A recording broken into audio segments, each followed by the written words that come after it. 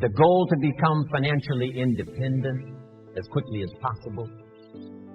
Financial independence means the ability someday to live from the income of your invested resources. I want you to get there as quickly as possible. Someday you could, if you wanted to, live from the income of your invested resources so that now you can work for joy and not for necessity. Where does self-confidence come from? And this is the best advice I can give you on that. Not neglecting, first of all, the small daily disciplines. Self-confidence really comes from feeling good about yourself. And one of the best ways to feel good about yourself is at the end of the day to know that you poured it on. You did your best. If you conducted a meeting, you did the best you could. If you made a phone call, it was the best phone call you could possibly make. If you wrote a letter, it wasn't a casual letter, it was your best letter. At the end of those kind of days, when you feel good about yourself, self-confidence starts to rise. You know that if you can have this kind of a good day, you can have another one the next day, and those days become the weeks become the months, and the month becomes a powerful year. Self-confidence comes from the lack of neglect. If you will not neglect to do the small daily disciplines, that's where self-confidence comes from. Part of good health is self-confidence. I know I'm going to be healthy. I take the Herbalife products. What happens? The petty little things, the discouraging things that would sink everyone else's ship except yours, that would cause someone else to quit early in the day, but you keep going. That kind of willingness to overcome all circumstances, whether it's the little challenges or the big challenges. If you're willing to do that, I promise you, this kind of power will work for you, and in you, the variable, it'll make a difference. Every time we choose to do less than we possibly can, it affects our self-confidence, our self-worth. If we keep doing a little less every day, a little less, every day that we keep doing a little less, we are also being a little less. Can you imagine what you'd end up being after 10 years of doing a little less every day? It's devastating. Think about it. Doing less could ruin your life. What could you do if you had all the skills, took the classes, read the books, burned the midnight oil? What could you do? What true value could you develop? This is one of the better exercises. What could I become? What could I really do in the marketplace? In enterprise, home, family, experience, love, friendship, marriage. How valuable could I become?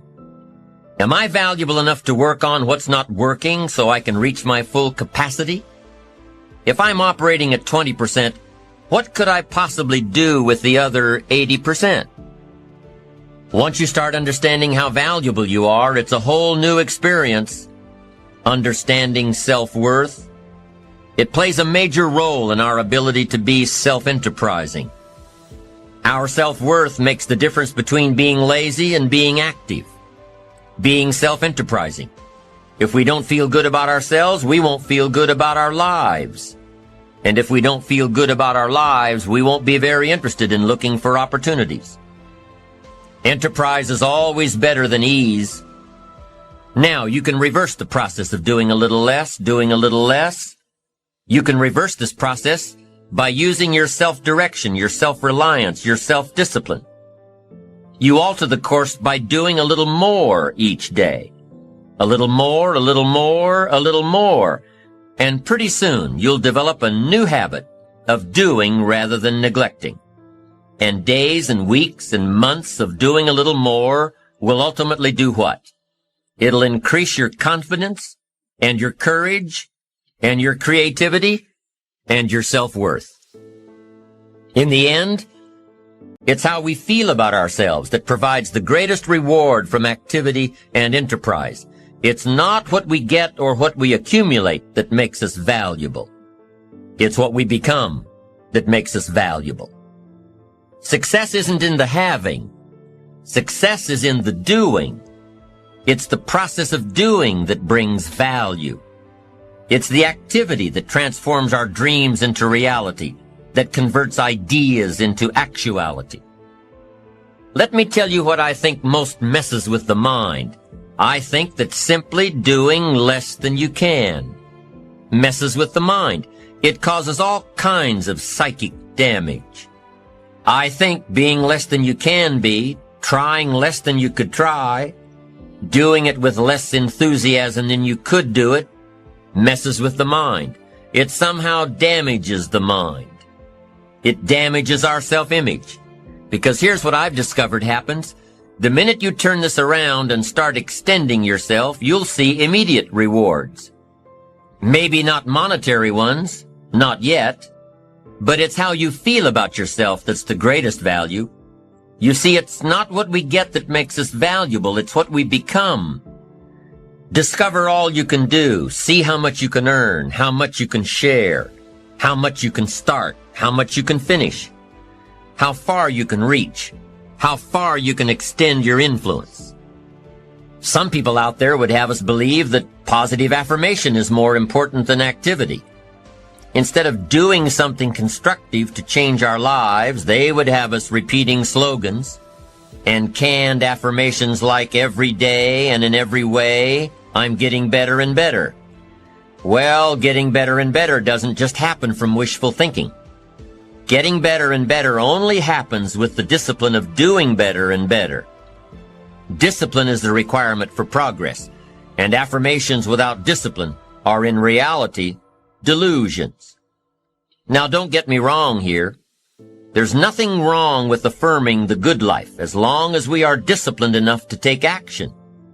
Affirmations can be effective as long as we remember two very important rules. Number one, we should never allow affirmation to replace action, activity, enterprise. Feeling better is no substitute for doing better. And number two, whatever we choose to affirm must be the truth. If the truth happens to be that we're broke, the best affirmation would be to simply say, I'm broke.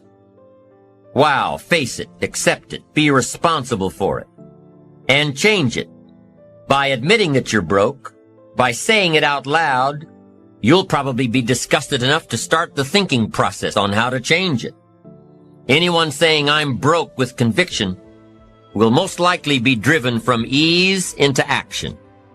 Confronting harsh realities has an incredible effect. Confronting the truth and then applying the discipline to express the truth instead of disguising it inevitably leads to positive change. And reality is always the best beginning. You see, within reality lies the possibility to create our own personal miracle. Our own personal miracle. And the power of faith starts with reality. If we can bring ourselves to state the truth about a situation, then, as the saying goes, the truth will set us free. Here's another old saying, faith isn't faith unless it's all you're holding on to. If your life and circumstances have resulted in a situation that is ugly, call it ugly. If you've lost it all, admit that you've lost it all. Be responsible to it. And if faith is all you've got left, use it. Create. And the worst of all, when neglect starts, it diminishes our self-worth, our self-confidence, our self-value. You say, well, how can I get back my self-respect? I'm telling you, you don't have to go to 29 classes. All you have to do is start the smallest discipline that now corresponds to your own philosophy, like I should, and I could, and I will. No longer will I let neglect stack up on me so that I will have the sorry scenario 6 years from now, giving some excuse instead of celebrating my progress. That's the key to discipline. Okay? Let's get kids involved in the least of disciplines. One more, and then one more, and then another one, and then another one, and then some more. And the first thing you know, you're starting to weave the tapestry of a disciplined life into which you can pour more wisdom and more attitude and more strong feeling, more faith and more courage. Now you've got something, a vessel in which to put it. And now the equities start to flow. And the early return, I'm telling you, if you'll start this process, the early return will have you so excited, you'll commit yourself to this strategy for the rest of your life. You'll never go back to the old ways. Join a new crowd. Join a new group. The disciplines to do it. Take action. Whatever you do, don't become a victim of yourself. As you engage in this debate, what to eat, what not to eat, Where to go, where not to go. What to say, what not to say. What to do, what not to do. Make sure that is success. Successful in doing whatever you want to do that makes sense to you, for you, your family, your responsibilities, or take on responsibilities or refuse responsibilities. That's strictly all up to you. We've been given the power of choice. Every life form except human beings operates by instinct in the genetic code. Now, why not human beings? Because here it is. We've been given the dignity of choice. We're not like a robot. We're not stuck like a tree, using up all the nourishment, nothing left, now you die because you can't change location. Not true. Humans can go north, south, east, west. Humans can change, do anything they want to do. We've been given the dignity. But here's what's interesting about all life form except humans. Every life form except humans strives to the max of its potential. How tall will a tree grow? As tall as it possibly can. You never heard of a tree growing half as high as it could. No, that is impossible. A tree grows as high as it can, drives down every root it can, produces every leaf it can, extends itself as far as it possibly can. Every life form extends to the max, except human beings. Now, why not human beings? Because we're not robots. We've been given the dignity of choice. And here's a couple of alternatives on the dignity of choice. To be part of or all of. You have the potential to be. And you got the choice. Do a little to make yourself comfortable and forget the rest, or do it all. And there's nobody here to dictate you got to do it all. That's nonsense. Sure, you may follow someone's suggestions and ideas, but not orders.